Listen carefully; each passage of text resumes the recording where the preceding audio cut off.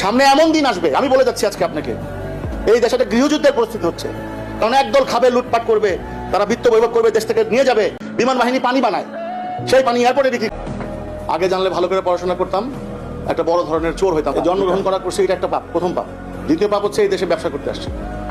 আগে জানলে ভালো করে পড়াশোনা করতাম, একটা বড় ধরনের চোর হইতাম, হয় আমলাতন্ত্রে যাইতাম, চুরি করতাম, 2 নম্বরই করতাম। আমি মনে করি টোটাল সিস্টেমটাই করাপ্টেড। যখন সিস্টেমে থাকে তখন কথা বলে না, আর যখন সিস্টেম থেকে বের হয় তখন সিস্টেমের বিরুদ্ধে বলে। এটা একটা দ্বিচারিতা। বাংলাদেশের যারা আমলাতন্ত্রে আছে তারা বেস্ট স্টুডেন্ট বলে আমরা মনে করি। তাদের কেন ক্ষোভ আমাদের দেশের প্রতি? কেন তাদের বিদ্বেষ আমাদের দেশের সাধারণ মানুষের প্রতি? কেন তারা চেয়ারে থাকলে বোঝে না, চেয়ার থেকে বের হলে বোঝে? এটা আমার বড় কোশ্চেন। বিচার বিভাগ থেকে কথা বলা যাবে না, কোনো কিছু নিয়ে কথা বলা যাবে না। আজকে রাজনীতিতে দুর্বৃত্তায়ন, পাশাপাশি আমলাতন্ত্রে দুর্বৃত্তায়ন। এই কারণে আজকে সাধারণ মানুষ, এই 18 কোটি মানুষ একটা নাবিশ্বাস উঠছে। আমাদেরকে এমনভাবে বিভাজন করে দেওয়া হয়েছে, পলিটিক্যালি সব কিছুতে বিভাজন। আমাদের এই বিভাজন থেকে বের হওয়ার কোনো রাস্তা আছে বলে আমরা মনে করি না, যদি এটা পলিটিক্যাল বক্তব্য। কিন্তু না, আমি আসতেছি সেটাই। আমাদের নিয়ে যে কথা বলবে, আপনারা ভয় পান কেন? কথা বলার সময় বাধা দিচ্ছেন কেন? না, বিভাজন এমন একটা জায়গায় চলে গেছে, কেউ কথা বলছে না।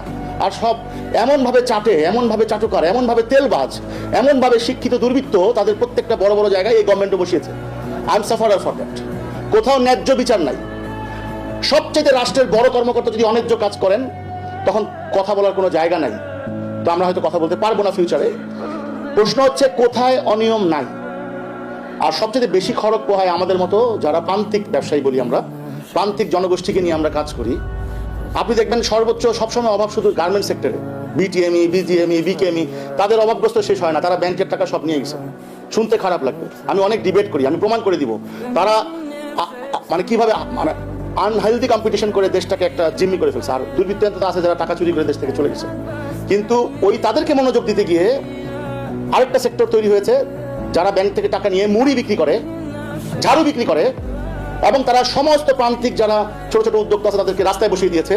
আমাদের যে দেশের স্বাস্থ্য খাতে একটা ভয়ঙ্কর চিত্র তুলে আসছে, আমরা স্বাস্থ্য খাতে যে ভয়াবহ চিত্র, তার কারণ হচ্ছে সাধারণ ছোট ছোট চিপস যা দরকার কয়েকটা কোম্পানি কম্পিটিশন করে তাদের মিডিয়ার মাধ্যমে বেকারি খারাপ, এইটা খারাপ, ওইটা খারাপ, কিন্তু তাদের সমস্ত খারাপ প্রোডাক্ট আপনার বাজারে 6 লাভ।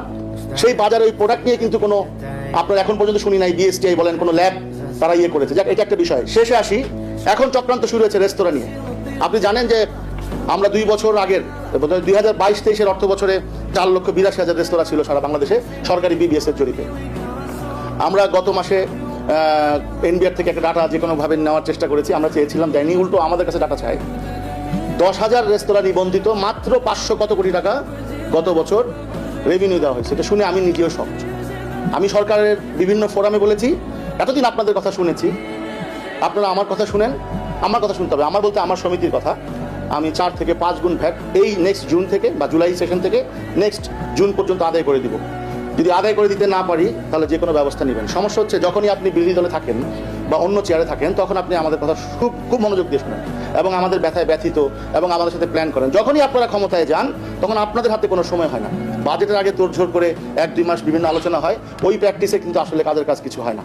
সারা বছর যদি সেক্টর ওয়াইজ যদি কোনো সরকারের ঊর্ধ্বতন যারা দেশ চালাচ্ছেন, আমি বলবো প্রথমেই পলিটিক্যাল যারা দায়িত্বে আছেন, যারা ক্ষমতায় আছেন তারা, দ্বিতীয়ত যারা আমলাতন্ত্রে আছেন তারা সবাই মিলে, এবং আমরা যারা ক্ষুদ্র ক্ষুদ্র উদ্যোক্তা যারা আছি প্রত্যেকটা সেগমেন্ট অনুযায়ী, যে রেস্তোরাঁ খাত নিয়ে আজকে বসবো, দোকান নিয়ে আজকে বসবো, আজকে প্লাস্টিক শিল্প নিয়ে বসবো, তা না করে ওনারা করেন কি, লোক দেখানোর জন্য একদিনে 40টা 30টা অ্যাসোসিয়েশনকে ডাকেন, 1-2 মিনিটের বেশি কথা বলতে দেন না, অ্যানালাইসিসও করেন না।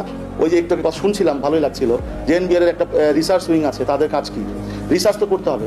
এখন আসি আমার মূল পয়েন্ট, এই হচ্ছে আমার একটা কষ্টের জায়গা থেকে পালানোর জায়গা নাই, কারণ টাকা পয়সা নাই, পালা যায় কি করবে, আবার এই বয়সে অন্য দেশে যায় জিরো থেকে শুরু করতে হবে।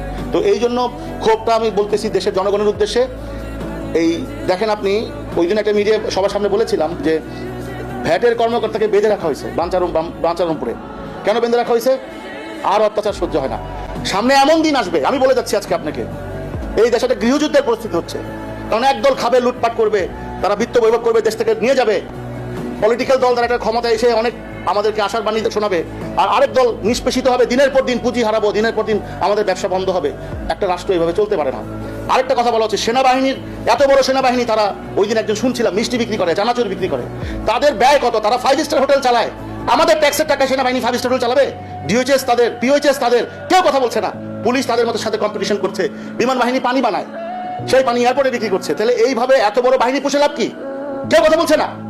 আমি জানি আমার উপর খড়গ আসবে, আই ডোন্ট কেয়ার, কারণ আমাদের একটা 3 ভাগের 1 ভাগ 2 ভাগ সময় চলে গেছে, আর 1 ভাগ আছে। এই 1 ভাগ গিদরের মতো বাঁচতে চাই না। আওয়াজ তুলতে চাই যে এই রাষ্ট্র কি আসলে চেঞ্জ হবে? যেইভাবে 24শে জুলাই প্রতারণা হয়েছে আমরা, আজকে তাদের হাতে ক্ষমতা কুক্ষিগত কেউ ব্যবসায়ীদের নিয়ে বসছে না। আপনি বাজেট কম, তার মানে কি আমাকে চাপকায় টাকা তুলবেন? আপনি কথা শুনছেন না আপনারা।